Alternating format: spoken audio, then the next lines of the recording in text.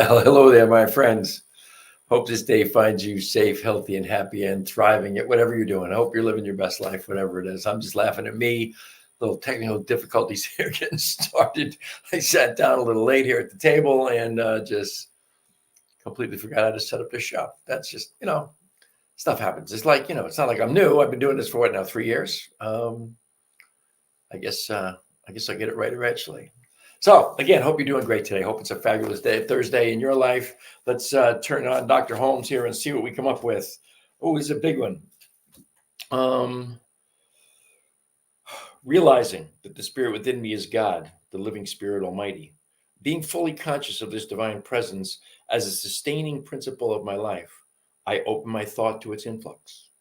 I open my consciousness to its outpouring. I let that mind be in me, which was also in Christ Jesus.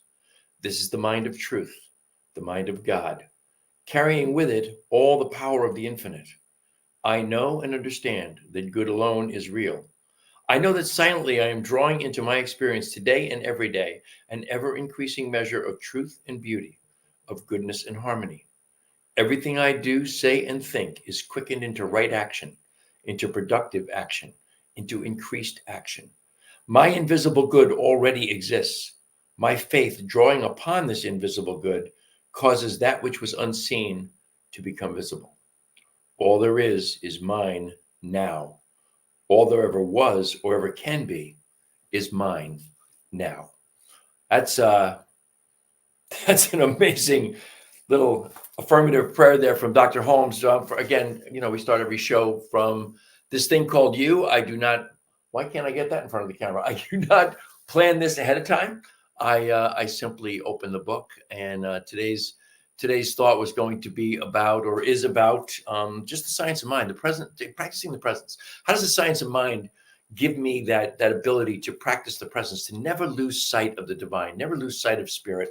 And that treatment there, that I don't know if you really call these treatments or affirmations, because I guess they're more affirmations because they're not really in the style of a treatment. But I think Holmes meant everything to be a treatment the way he wrote it. And I hope you understand. I turned to the side here because that's where my reading light is, and I don't have the kind of light I need to read in the studio here, just simply because I'm an old guy with glasses.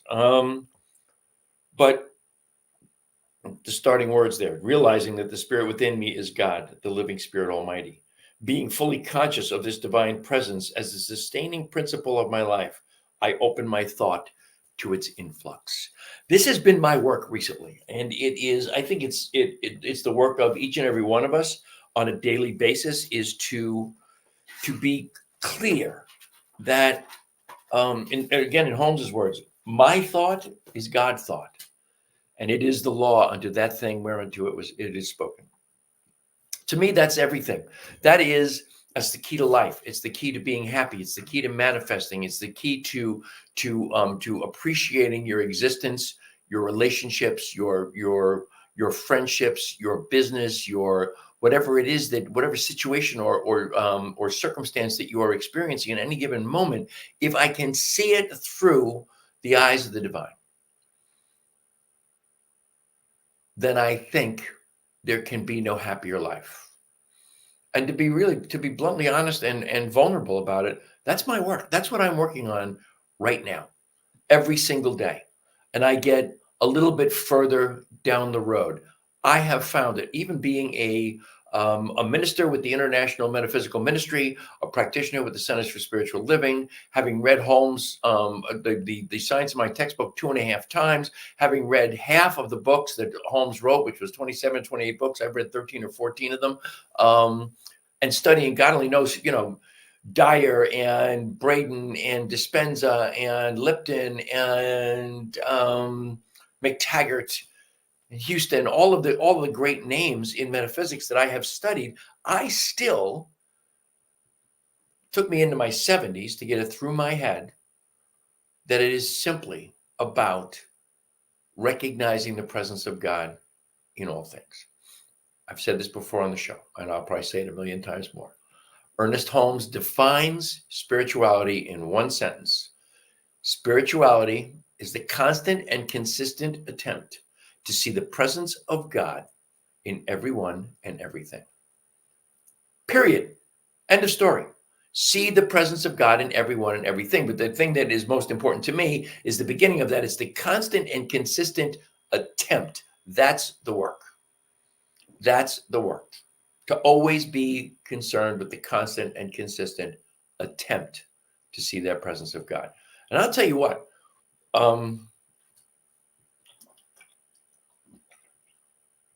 excuse me, a little bit of a dry throat today. Because I was running late, I didn't get my CBD infused coffee, my hemp works infused coffee.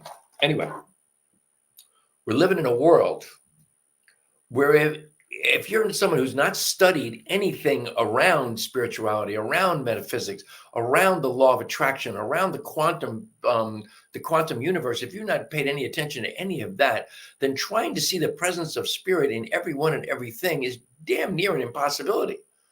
We live in a world where we are so divided and so at each other's throats, and we instantaneously make anyone who doesn't agree with us on every single subject and every single thought that we've ever had, they're the other.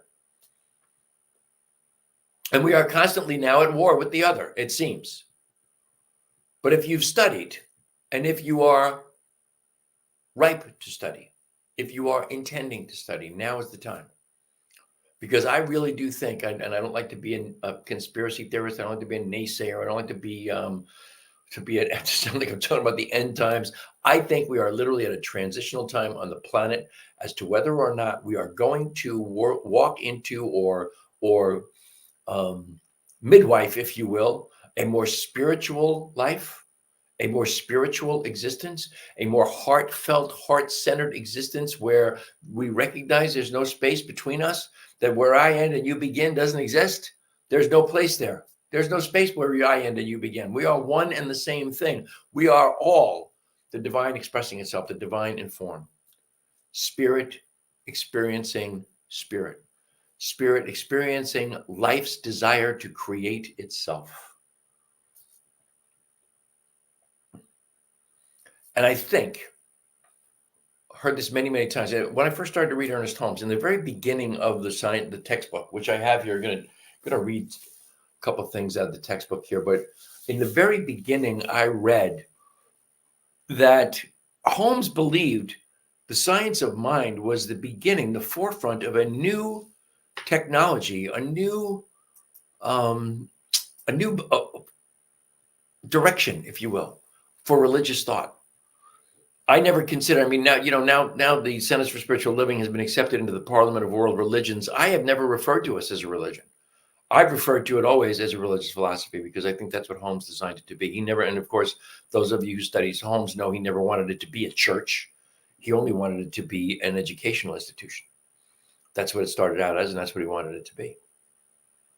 And I understand that, and it makes nothing but perfect sense to me because really the whole idea of a church and a hierarchy and all of that stuff was not what he had in mind. His idea was to educate the populace about how the universe worked, the workings of the overarching creative intelligence of the universe, which I choose to call God most of the time. We are at a space in time where we absolutely have to stop. We have to think. I don't care where you are politically, okay? And I try not to be too political on this show, but it's a time right now where we have to recognize that everything is political. And we have to stop and just put aside what you consider to be your personal values, whether you're conservative or liberal or in the middle or blah, blah, blah. Take a look outside of your silo and see what the other side is thinking. If you are someone who watches MSNBC and CNN, go have a look at Fox News. Go look at OAN or Newsmax for as long as you can stomach them because it's all BS. But go look, because people who are experiencing life through that information silo are experiencing an entirely different reality than those of us who might listen to MSNBC and CNN. I think it was Goebbels, Hitler's director of communications, who said, if you control the media, you control the people. And that's where we have arrived at this point in history. That's what the goal is of New Thought Media, is to have a new thought around getting information to people from a perspective of the positive, the spiritual first, not circumstances and situations first to piss you off, to scare you, to put you in fear and lack and limitation mode, but something that puts you in the positive mode first. That's New Thought Media Network. That's us. But we have to go to the other side of the aisle, if you will, and listen to what they're hearing. And then we have to get the message out to each and every person on the planet, to each and every soul that we come in contact with. You have to ask the question, regardless what you think are your values, and whether you think you are a conservative or a liberal or whatever, regardless of that, are the people that you are supporting doing anything for you, or are they doing anything to you? And I think you come up with a different answer from maybe where you're thinking.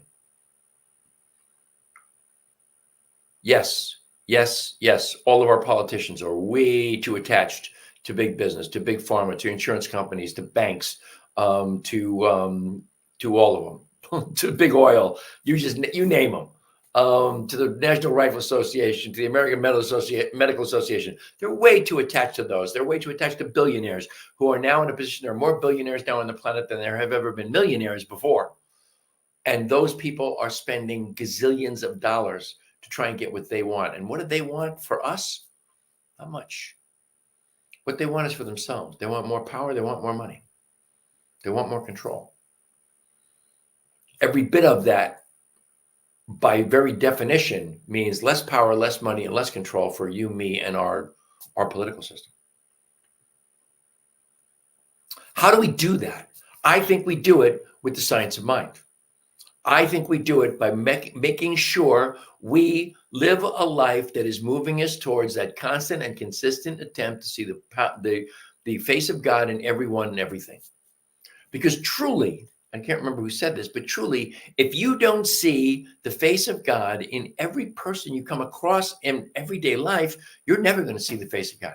You're never going to see the presence of God anywhere if you don't see that presence in everyone and everything. And that doesn't mean 24/7, 365. Ernest Holmes talks about 50%, 51% of your mentality, 51% of your consciousness. Yes, 51%. Get yourself to that. I ain't there. I wish to God I was, but I'm not. I'm working on it. I'm working hard on it. And I would suggest to you that if you really want to work on it, if you're really serious, read this book. I mentioned, I think last week, that I had started, there are the first 4 introductory chapters to the science of mind. They are Roman numeral chapters. They are called The Thing Itself, The Way It Works, What It Does, and How to Use It. And I just read them this past week, and I'm going to just dive right back in and read them again. It's 35 pages. Those first introductory chapters. The Science of Mind is 646 pages long, not counting the index, okay? Those 646 pages, in those first 35 pages, Ernest Holmes tells you everything you really need to know about the science of mind, and he spends the next 611 pages explaining to you what he said to you in the first 35. Not that it's not good. Not that it's not great. I mean, I had a teacher in practitioner training who was very fond of saying, the Science of Mind textbook is overwritten by a third. I disagree wholeheartedly, because I think one of the things that Ernest Holmes was a master at was saying the same thing many different ways, many different times, just in this book, so that more people grasped it. I think it's a sheer genius. I can remember the first 2 times I read this book, I can remember saying, that's what he meant 2 chapters ago, and going back and checking them down. There's some things in here, there is in the middle of the book, there is the chapter on, I got to get under my reading light again here. It's a chapter on physical perfection. And physical perfection is, come on, where's it run here? Physical perfection is the 15th chapter, I think, maybe the 14th. We're going to find the beginning of it, and I'll tell you right away here. Here we go. It is the 15th chapter. Physical perfection is all about treatments for every ailment you can conceive of, including thinking. And it's a fabulous chapter, and I have used it many, many times. I've actually just picked it up in the last this last week in my meditations. There are parts of it I'm using now that I haven't used in the past for my own physical well-being. Let's be honest here. When you get to be my age, you get to be in your early 70s. I'm still in my early 70s. Thank you, God. Mother Nature takes things away from you. Mother Nature takes abilities away from you, takes faculties away from you. And one of the key pieces to living a happy and healthy life is to maintain enjoyment, to have a good time, to make sure that you are feeling good about your life and that you are doing everything you can to have the best possible life you can. I think a lot of that has to do with what I always call DSP, daily spiritual practice. Daily spiritual practice is absolutely founded in this book. And it starts with meditation. And then there is prayer work and whatever else works for you, journaling, gratitude lists. Always it includes what you eat and how you move your body. The famous line from Growing Bolder, if you want to keep moving, you got to keep moving. I saw a woman the other day backing up something I've been saying for as long as I've been coaching nutritional cleansing and weight loss for people. This woman is a doctor who was saying the thing that we have the biggest control over in our lives, as far as maintaining health and having a healthy aging process, growing older, growing bolder, the thing we have a control over, we have control over two things. Well, actually, there's a third, but we have two things that we have physical control over are what we eat and how we move, exercise. If you move your body and continue to exercise your muscles and build muscles, and building muscle is not hard, and I'm a living example of that in my 70s. I have built muscle like I haven't built in 20 years by exercising. The most surefire way to forestall the aging process is to continue to build lean muscle tissue on your body till the day you die. It will keep you upright. It'll keep you healthy. It'll keep you balanced. It'll keep you from falling down. And then the third thing, of course, what you eat, what you physically do, and then, of course, your mental equivalence, your mental attitude. What's the conversation you're having with yourself? The most important conversation you will have today and every day is the conversation you have with you. And as long as you have a great conversation with you, a positive conversation with you, an uplifting conversation with you, you will only and always feel that way. When someone asks you, how you doing today? Say fabulous, say great, say wonderful. If it's not a great day, just say perfect. Because no matter what's going on with you, what you're going through, it's perfect. But again, meditation you get from just the knowledge of the science of mind. I want to read you something in the 17th chapter, I believe. The 17th chapter is called mental equivalence. Mental equivalency is a huge piece of the puzzle for living your best life, because you have to draw some mental equivalence in between your ears. If you want to experience what it is that you require and desire in this life, you have to have a thought of mental equivalence. What is mental equivalence? Mental equivalence is knowing that exactly what you desire is what you have pictured as your possibility. And the way to say that is, okay, so you make $50 a week, and your desire is to make $100 a week, and you are determined to make $100 a week. But in your mind, you know that $50 a week is the most you're ever going to make. You are never going to 100, my friend. Mental equivalence is embracing that 100, is knowing that 100 is yours now. That's mental equivalence. It's that simple. So here's the treatment at the back of the chapter on mental equivalence. I know I am now at the threshold of all good, wisdom, and truth. All the good I can embody is now mine. I have only to open the portals of my soul and accept that which is ready to express through me. I expect fully and emphatically the answer to my prayer today. Right now, do I possess everything that I so greatly desire? I remove my fear of lack and negation, for it is the only barrier which stands in the way of my experience of good. I alone can remove it, and I do remove it now. In this moment, my good comes to me, enough and to spare, to give and to share. I can never be exhausted. My good can never be depleted because that source from which my good comes is inexhaustible. Today, in this moment, the law responds to my thought. My word is one of affirmation, rising from the knowledge that the good, the enduring, and the true are eternalities in my experience. I cannot be apart from that which is my good. My good is assured me by God, the indwelling essence of my life. It doesn't get any more succinct, any better, than that particular passage. That's an amazing one to me. And again, that's chapter 17 on mental equivalence. And it is, it's life-changing is what it is. It gives you an ability, to think about and to embrace the good that is yours always, that comes to you from life itself. I could, you know what, and I can see folks are out there watching, and if you want to make a comment, ask a question, or say something into the space here, please do it. So that's my thought for today. That's my idea for today. Practicing the presence is the single most important thing we can do at this time in history to ensure that we are living our best life, that we are spending our time in a constant and consistent attempt to see the presence of God in everyone and everything. It's a great placeholder. It's a great place to stop whatever you're doing and go, oh my God, that isn't seeing the presence of God in everyone and everything. And I promised myself I would do better than that. So next time I will. And right here and right now in this moment, maybe a little forgiveness is in order right then and there. A little ho'oponopono work. I'm sorry. Please forgive me. Thank you. I love you.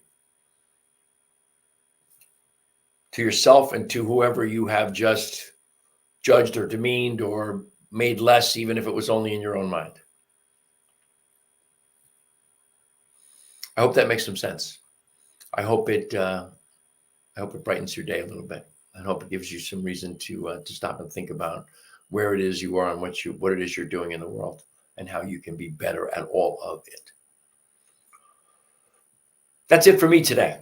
Don't ever forget that the New Thought Media Network is a nonprofit organization, and we live and breathe by virtue of your generosity. Go to newthoughtmedia.org. That's ntmedia.org. Click on donate, and whatever you give us, whatever it is, we're grateful and happy to have it, and we give thanks for that. If you want to reach me, it's teamrocketnow@gmail.com.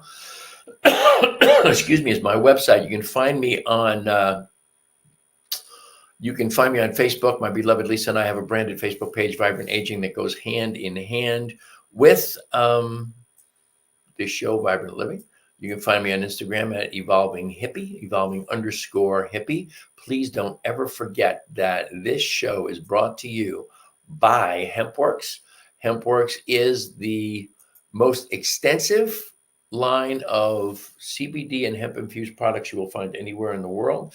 Normally, I would have a cup of my hemp-infused coffee, CBD-infused coffee, 5 milligrams of CBD in every cup, along with some chaga mushroom for your health. Also, the absolute cleanest, purest, most potent CBD oil anywhere on the planet, coming up on the biggest sale of the year here this coming week for Black Friday. If you have any interest whatsoever in taking advantage of getting unbelievable products at unbelievable prices, please find me at teamrocketnow@gmail.com. We're also going to have a big sale under the My Daily Choice umbrella, which is the umbrella company under which HempWorks is a part. There it is down there, mydailychoice.com/Ken Ludwig. You can find me there. Mantra Essential Oils, the cleanest, purest, most potent, and longest lasting essential oils you'll find anywhere.